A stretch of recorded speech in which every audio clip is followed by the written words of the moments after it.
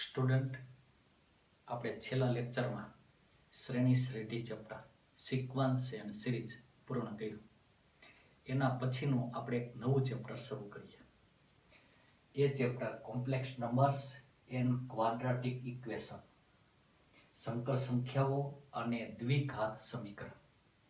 આ ચેપ્ટરમાં ટેક્સ્ટ બુકની તમામ થિયરી અને ટેક્સ્ટ બુકના તમામ એક્ઝામ્પલ તમે શીખી ગયા છો. ટેક્સ્ટ બુકમાં જે કાંઈ થિયરી છે એ થિયરીનું ફરીથી આપણે રિપીટેશન કરીએ, એટલે કે પુનરાવર્તન કરીએ. એ મોટા ભાગની થિયરી ક્રમશઃ અહીંયા આપણે બોર્ડ ઉપર દેખી છે અને એ બધી થિયરી ફરીથી આપણે રિપીટ કરતા જઈએ.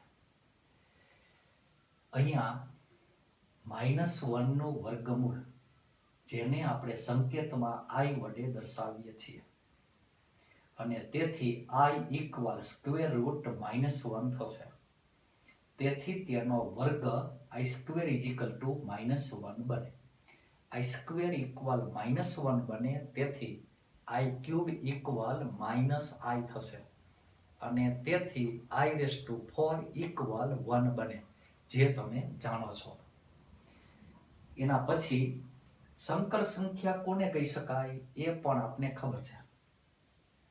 અહીંયા સ્મોલ a અને સ્મોલ b એ વાસ્તવિક સંખ્યા છે, તો a પ્લસ ib પ્રકારની સંખ્યા, જેને આપણે સંકર સંખ્યા કહીએ છીએ.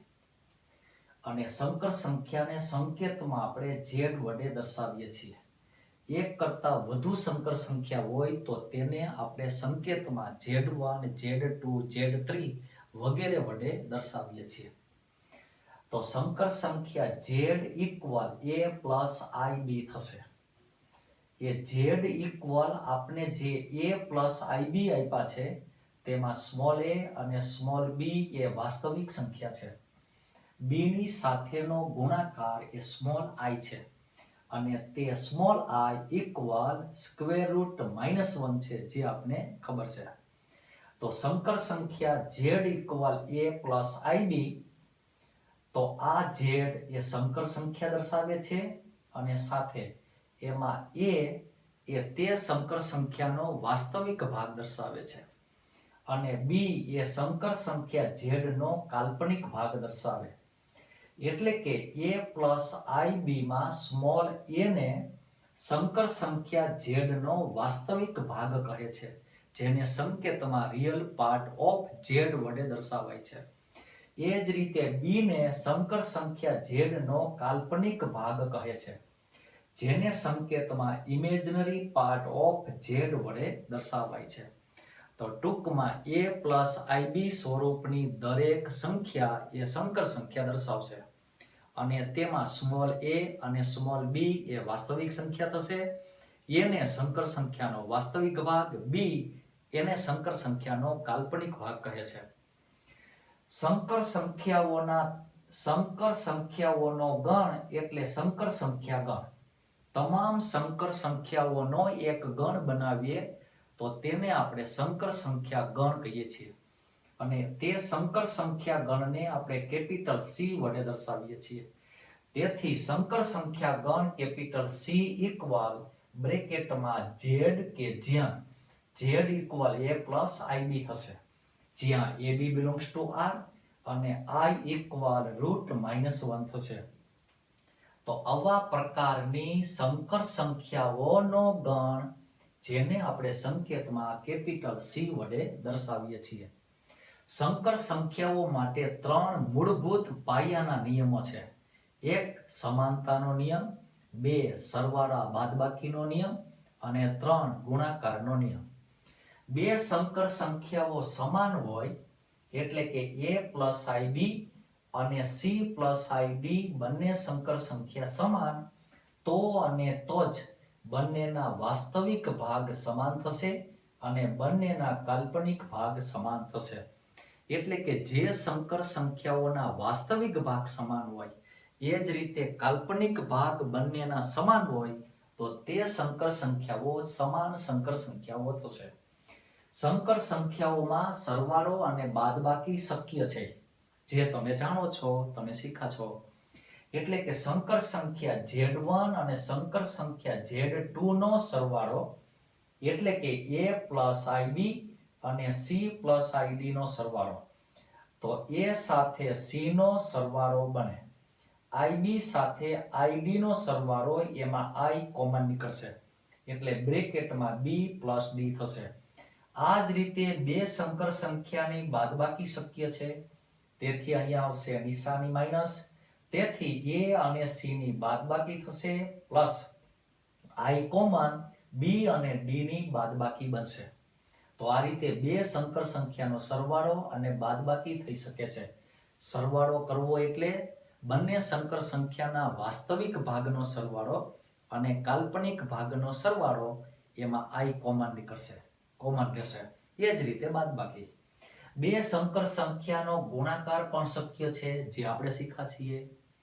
બે સંકર સંખ્યાનો ગુણાકાર એટલે કે A પ્લસ IB અને C પ્લસ ID નો ગુણાકાર.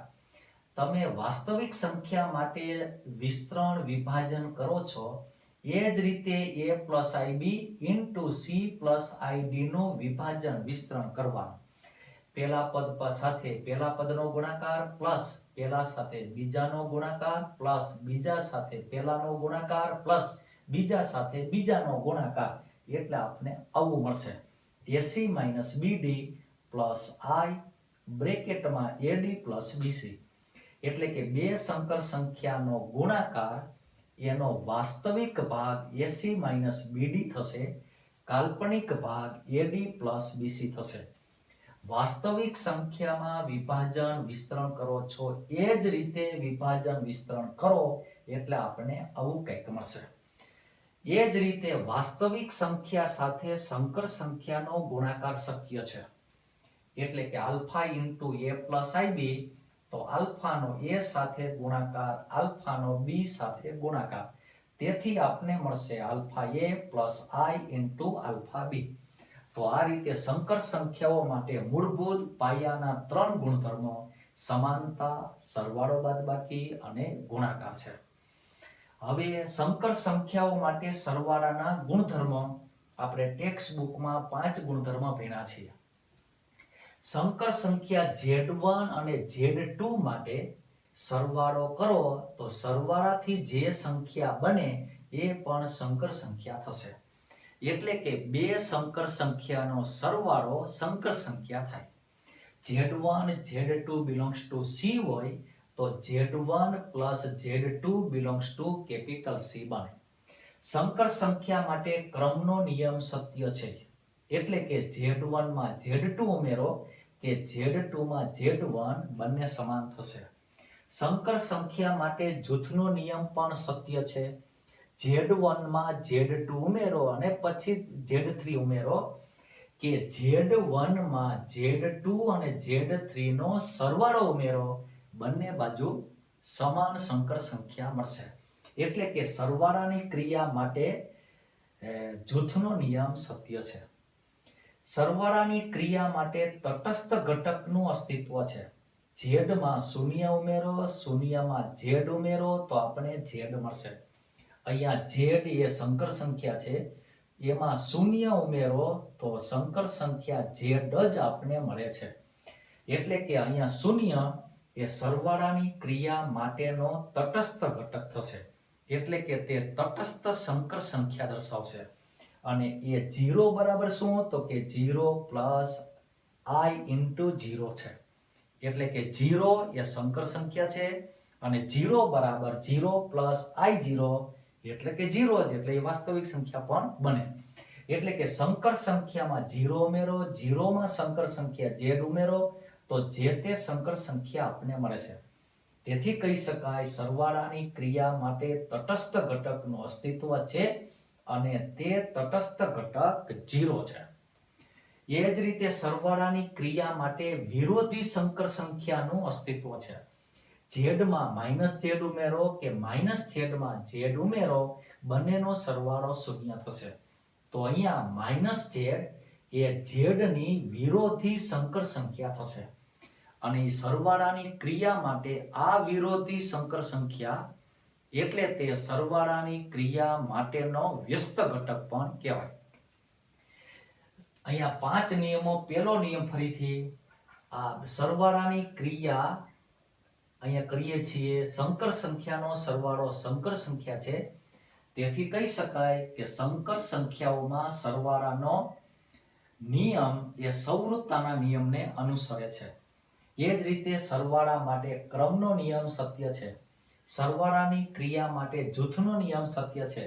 સરવાળાની ક્રિયા માટે તટસ્થ ઘટક શૂન્ય ઘટક એટલે કે શૂન્ય સંકર સંખ્યાનું અસ્તિત્વ છે, અને સરવાળાની ક્રિયા માટે વિરોધી સંકર સંખ્યાનું અસ્તિત્વ છે, જેને આપણે સરવાળાની ક્રિયા માટે વ્યસ્ત સંકર સંખ્યા પણ કહીએ છીએ, એટલે કે વ્યસ્ત ઘટક.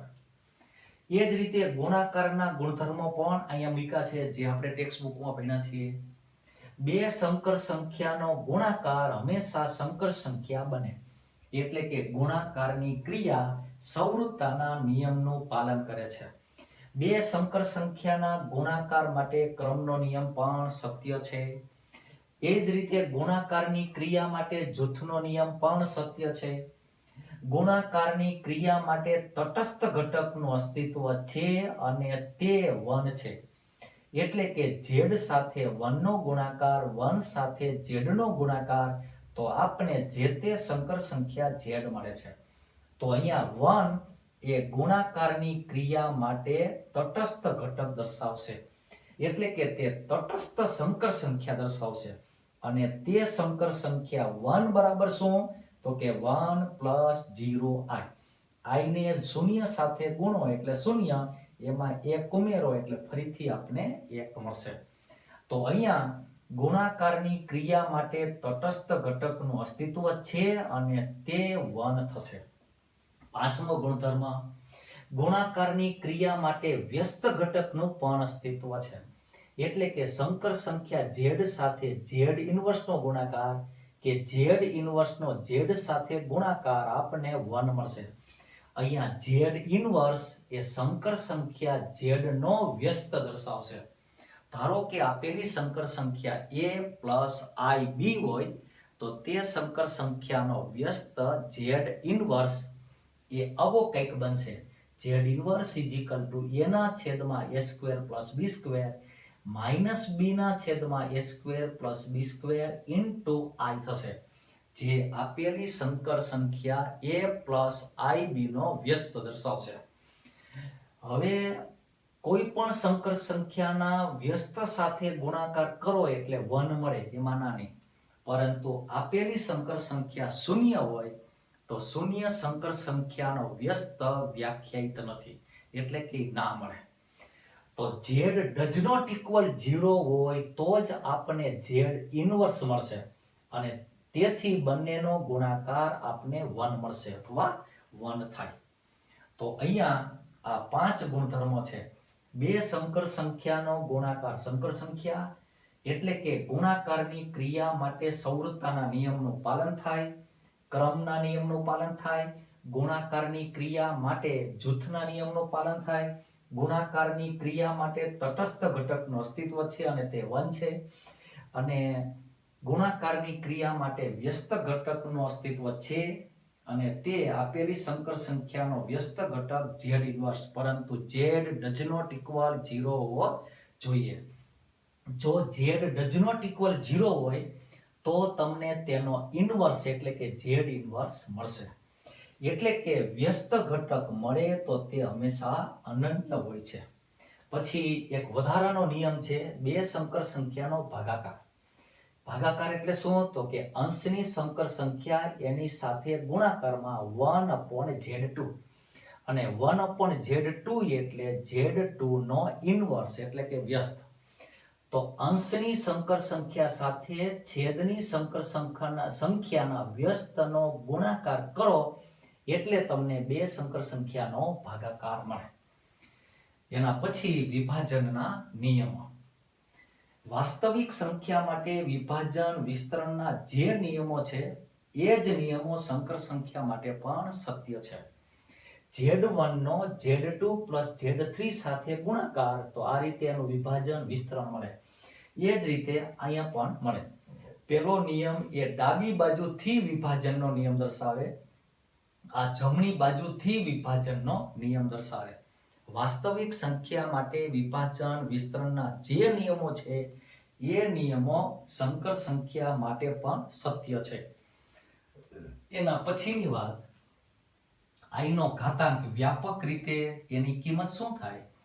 તો આપને ખબર છે i equal √-1, i square equal -1, i cube equal -i, i⁴ equal 1 થાય. તેથી વ્યાપક રીતે k belongs to capital N હોય તો i⁴k બરાબર 1 બને. શા માટે? તો કે i⁴ અને all⁴k ઘાતનો નિયમ, અને i⁴ બરાબર 1 છે, તેથી 1⁴k એટલે 1 મળે. આવી જ રીતે i⁴k + 1 ઇક્વલ i થશે, i⁴k + 2 ઇક્વલ -1 થશે, અને i⁴k + 3 એટલે -i બનશે, જ્યાં k belongs to capital N છે. હવે બીજા બે પરિણામો આપ્યા છે, બહુ મહત્વના છે. બે સંકર સંખ્યા Z1 અને Z2 નો ગુણાકાર 0 હોય તો અને તો જ પહેલી સંકર સંખ્યા 0 અથવા બીજી સંકર સંખ્યા 0 હોય, જે વાસ્તવિક સંખ્યાઓ માટે પણ સત્ય છે. વાસ્તવિક સંખ્યા x અને y માટે x * y બરાબર 0 હોય તો અને તો જ x = 0 અથવા y = 0 મળે. તો એ નિયમ સંકર સંખ્યાઓ માટે પણ સત્ય છે. બે સંકર સંખ્યાનો ગુણાકાર 0 તો અને તો જ પહેલી સંકર સંખ્યા 0 અથવા બીજી સંકર સંખ્યા 0 બને. બંને તરફી આ સત્ય છે. ગુણાકાર 0 તો પહેલી 0 અથવા બીજી 0, ઊંધું પહેલી સંકર સંખ્યા 0 અથવા બીજી 0 તો ગુણાકાર 0 બને. બીજો નિયમ વાસ્તવિક સંખ્યા માટે આવો છે, x² + y² = 0 હોય તો x અને y એકી સાથે 0 0 છે. એટલે કે વાસ્તવિક સંખ્યા x અને y માટે x² + y² = 1 હોય તો x y 0 બને. વાસ્તવિક સંખ્યા માટે આ નિયમ સત્ય છે અને એનો ઉપયોગ આપણે જુદી જુદી ઘણી જગ્યાએ કર્યો છે. પરંતુ સંકર સંખ્યા માટે હંમેશા સત્ય નથી. એટલે કે Z1 અને Z2 સંકર સંખ્યા છે. Z1² + Z2² બરાબર 0 હોય તો સંકર સંખ્યા Z1 બરાબર Z2 બરાબર 0 હંમેશા ના થાય. વાસ્તવિક સંખ્યામાં હંમેશા બને. હજી એક વાર કીધો, ફરીથી દોહરાવો. વાસ્તવિક સંખ્યા x અને y માટે x² + y² = 0 હોય તો હંમેશા x y = 0 બને. પરંતુ સંકર સંખ્યાઓમાં હંમેશા 0 0 ના થાય. એનું એક ઉદાહરણ આપ્યું છે. ધારો કે Z1 = 1 + i, જે શૂન્ય નથી. Z2 = 1 - i. તો સંકર સંખ્યા Z1 એ શૂન્યેતર સંકર સંખ્યા છે, Z2 શૂન્યેતર સંકર સંખ્યા છે. બંનેના વર્ગનો સરવાળો કરીએ તો આપણને 0 મળશે. એટલે કે અહીંયા Z1² + Z2² બરાબર 0 છે, પરંતુ સંકર સંખ્યા Z1 અને Z2 0 0 નથી. એનું એક ઉદાહરણ આપણે આપ્યું, જે યાદ રાખજો, આગળ ક્યાંક ભવિષ્યમાં ક્વેશ્ચનમાં કામ આવશે. પછી નિત્ય સમ એટલે કે વર્ગનું વિસ્તરણ અને ઘનનું વિસ્તરણ. વર્ગ તફાવત એના અવયવો વાસ્તવિક સંખ્યા માટે જે બને છે એ જ સંકર સંખ્યાઓ માટે સત્ય છે. એટલે ખાલી આ જોઈ લેજો, તમને યાદ જ છે. વાસ્તવિક સંખ્યા માટે બે સંખ્યાના સરવાળાનો વર્ગ એનું વિસ્તરણ, એ જ રીતે બે સંખ્યાના બાદબાકીના વર્ગનું વિસ્તરણ જેમ કરીએ એમ સંકર સંખ્યા માટે પણ થાય. એ જ રીતે ઘનનું વિસ્તરણ જેમ કરીએ એમ જ સંકર સંખ્યાઓ માટે બને. અને વર્ગ તફાવતના અવયવો જે રીતે પાડીએ એ જ સંકર સંખ્યાઓ માટે પડે છે. એ જ રીતે અવયવો પડે. એના પછીનો પોઈન્ટ, c ના ઉપગણ તરીકે r. એટલે કે r વાસ્તવિક સંખ્યાઓનો ગણ r એ સંકર સંખ્યા ગણ c નો ઉપગણ છે. કેમ? તો કે ધારો કે સંકર સંખ્યા z બરાબર a પ્લસ 0i લઈએ. આ એક સંકર સંખ્યા છે, તેનો વાસ્તવિક ભાગ a અને કાલ્પનિક ભાગ 0 છે. પરંતુ 0 into i એટલે આપણે 0 મળશે અને 0 માં a ઉમેરીએ એટલે a થશે. અને આપને ખબર છે કે કોઈ પણ સંકર સંખ્યાનો વાસ્તવિક અને કાલ્પનિક ભાગ એ વાસ્તવિક સંખ્યા છે. તેથી z a plus i0 a થશે અહીંયા, અને a એ વાસ્તવિક સંખ્યા છે, તેથી a belongs to r. પરંતુ a એ z બરાબર છે, તેથી z belongs to r બને. એટલે કે સંકર સંખ્યા z એ વાસ્તવિક સંખ્યા છે, પણ કેવા પ્રકારની? તો કે જે સંકર સંખ્યાનો કાલ્પનિક ભાગ 0 હોય તે બધી સંકર સંખ્યા એ વાસ્તવિક સંખ્યા છે. આનો અર્થ એ થાય કે બધી વાસ્તવિક સંખ્યાઓ એ સંકર સંખ્યાઓ છે. એટલે કે વાસ્તવિક સંખ્યાઓને સંકર સંખ્યાના સ્વરૂપે લખી શકાય. દાખલા તરીકે 4. તો 4 ને આપણે આમ લખી શકીએ 4 equal 4 plus 0i. 4 એ વાસ્તવિક સંખ્યા છે અને 4 ને આપણે સંકર સંખ્યાના સ્વરૂપે લખી શકીએ 4 plus 0i. અને 4 plus 0i એ સંકર સંખ્યા છે અથવા સંકર સંખ્યા દર્શાવે. તેથી કહી શકાય વાસ્તવિક સંખ્યા 4 એ સંકર સંખ્યા પણ છે. તેથી આપણે કહી શકાય દરેક વાસ્તવિક સંખ્યા એ સંકર સંખ્યા છે. તેથી આપણે કહી શકાય r ઉપગણ c બને. એટલે કે r સબસેટ c થશે. આમ આપણે કહી શકીએ n એ n ઉપગણ z છે, z ઉપગણ q છે, q ઉપગણ r છે અને r ઉપગણ c છે. એટલે કે સંકર સંખ્યા ગણ c એમાં વાસ્તવિક સંખ્યાઓનો સમાવેશ થાય. વાસ્તવિક સંખ્યાઓમાં સમય અને અસમયનો સમાવેશ થાય. સમય સંખ્યાઓમાં પૂર્ણાંક અને અપૂર્ણાંકનો સમાવેશ થાય. પૂર્ણાંક સંખ્યા ગણમાં ધન પૂર્ણાંક, ઋણ પૂર્ણાંક અને શૂન્યનો સમાવેશ થાય. અને n એટલે જેમાં પ્રાકૃતિક સંખ્યાઓનો સમાવેશ થાય. તેથી આપણે કહી શકીએ વાસ્તવિક સંખ્યા ગણ r એ સંકર સંખ્યા ગણ c નો ઉપગણ છે. તેથી આપણે કહી શકીએ r એ c નો એક પ્રકારનો ઉપગણ છે. બીજી એક વસ્તુ બહુ મહત્વનો, c માં ક્રમ નથી. ક્રમ એટલે શું? વાસ્તવિક સંખ્યાઓમાં ક્રમનું મહત્વ છે. એટલે કે વાસ્તવિક સંખ્યાઓ ધારો કે x અને y હોય તો x મોટી હોય અથવા y મોટી હોય અથવા બંને સરખી હોય. એટલે કે વાસ્તવિક સંખ્યાઓમાં ત્રિવિધ વિકલ્પનો નિયમ સત્ય છે. અહીંયા મેં લખ્યો છે xy belongs to r માટે. એટલે કે x અને y કોઈ પણ વાસ્તવિક સંખ્યા છે. આ વાસ્તવિક સંખ્યા x અને y માટે x greater than y છે અથવા x less than y છે અથવા x equal y છે. એટલે કે તમે 4 અને 3 લ્યો તો 4 મોટા છે, 3 અને 4 લ્યો તો 4 મોટા છે, અને 4 4 લ્યો તો બંને સરખા છે. એટલે કે સંખ્યા x અને y માં x મોટી હોઈ શકે અથવા y મોટી હોઈ શકે અથવા બંને સંખ્યા સમાન હોઈ શકે. એટલે કે વાસ્તવિક સંખ્યાઓમાં મોટાપણું નાનાપણું છે. એટલે કે વાસ્તવિક સંખ્યાઓમાં ત્રિવિધ વિકલ્પનો નિયમ સત્ય છે.